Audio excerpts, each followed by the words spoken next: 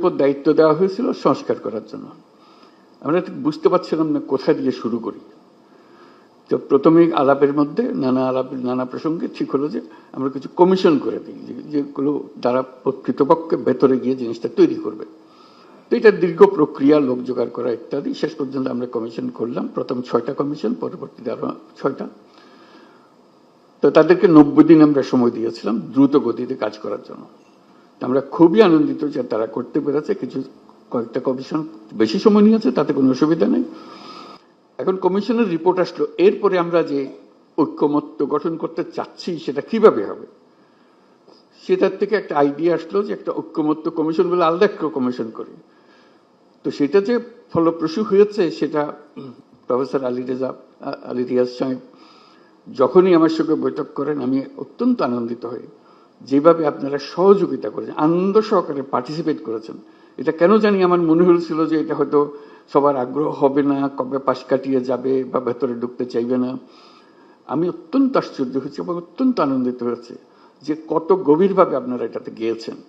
এবং শুধু ওনাদের সঙ্গে, কমিশনের সঙ্গে আলাপ করে না, নিজেদের ভেতরে আলাপ করেছেন এবং আন্তরিকভাবে বুঝে আমাদেরকে বলার চেষ্টা করেছেন, আপনাদের সঙ্গে বিতর্ক করেছেন কমিশনের সঙ্গে।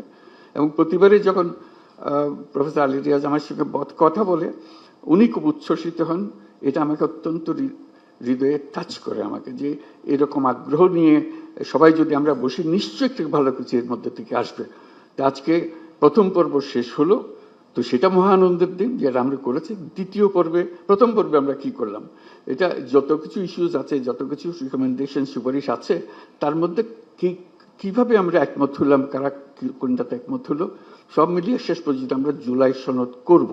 এইটি হলো আমাদের লক্ষ্য, যেখানে আমরা সবার ঐক্যমত্যগুলো তুলে ধরবো। দ্বিতীয় পর্বে কি হবে, আমি আলী রিয়াজ সাহেবের সঙ্গে আলাপ করছিলাম। দ্বিতীয় পর্বে হলো অনেকগুলো বিষয় আছে, কাছাকাছি এসে গেছি, আরেকটু হলে আমাদের তালিকাতে আরেকটা সুপারিশ যুক্ত হয় ওই ঐক্যমত্যের সুপারিশে। তো এই সুযোগ যেন আমরা হারিয়ে না ফেলি। এই দ্বিতীয় পর্বের আমি যদ্দূর বুঝছি, প্রফেসর আলী রিয়াজ তারা ব্যাখ্যা করবেন যে এই আলাপটা নিয়ে যেটুকু তফাৎ ছিল, দূরত্ব ছিল, সেই দূরত্বকে গুছিয়ে এনে যাতে আমাদের জুলাই সনদে বর্তমানে যতগুলো ঐক্যমতের বিষয় আছে তার মধ্যে যে আরো কিছু যোগ করতে পারে, দেখতে সুন্দর লাগবে। জাতীয় একটা সনদ হলো, অনেকগুলো বিষয়ে আমরা একমত হতে পেরেছি।